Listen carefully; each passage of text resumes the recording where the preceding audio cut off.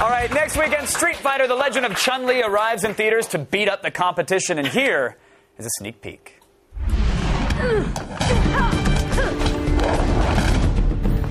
Thought I might ask you a few questions.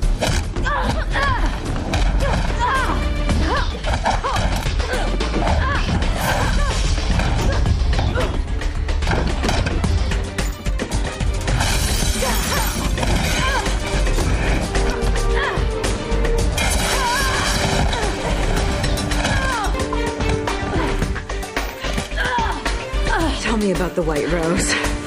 You must be Daddy's little girl. So that's what happens when they go to the bathroom together.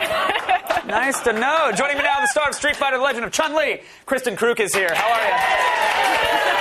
How are you? You doing all right? Yes, I'm doing. Can we get you anything? Fresca?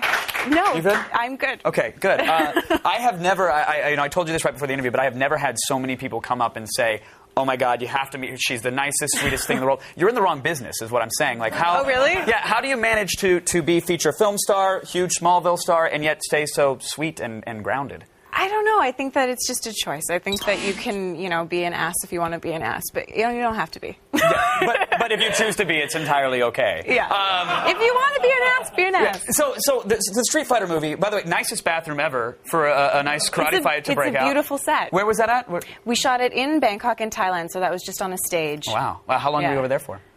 3.5 months. Oh, was this a good experience? Yeah, it was amazing. Bangkok's crazy. I worked a lot, so I didn't get to see a lot of it, but it's hot and it's smelly and there's tons of people. That sounds fantastic. Put it on a pamphlet.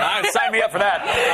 Hot and smelly. Expedia, hello. Hot and smelly, please. But I did see Jean-Claude Van Damme in that clip. And how do you have a Street Fighter film without Jean-Claude? Well, we managed to do it. He's pretty incredible, Jean-Claude. Yeah. Did he just show up and split jump for you guys? And you're like, okay, thanks, John. That would have been radical. I'd love it if he did that. But no Jean-Claude. No Jean-Claude. That's okay, because we have Chun-Li, which is great. Did you wear the Chun-Li outfit? Did you? Well, what you saw there is the closest to the Chun-Li outfit that we get, which is good for me because the Chun-Li outfit, we were just talking about it before, is like slit up to here and like big buns, and you can't Where's the problem with that? See, for you, there's probably not. No, there's absolutely not. I'm totally okay with that. Imagine if you were wearing the outfit and you were fighting people in it. You're talking to the wrong guy, actually, because French maids, I'll do Chun-Li, like it's fine. Oh, okay. Yeah. Well, if it's for the show, of course.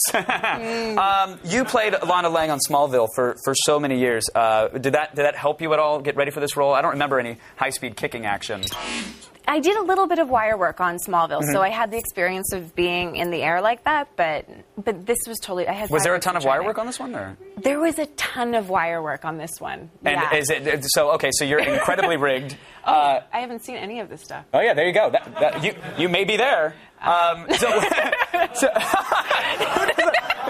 love that it's a barrel roll with a smile. That's very me. No, that's great. So I know you're a gymnast, right? Yeah, ex-gymnast, yeah. So this came really naturally for you then? To a degree. I mean, it's still hard to make this look great. Dion Lam is an amazing teacher. He's the stunt choreographer, and he's great.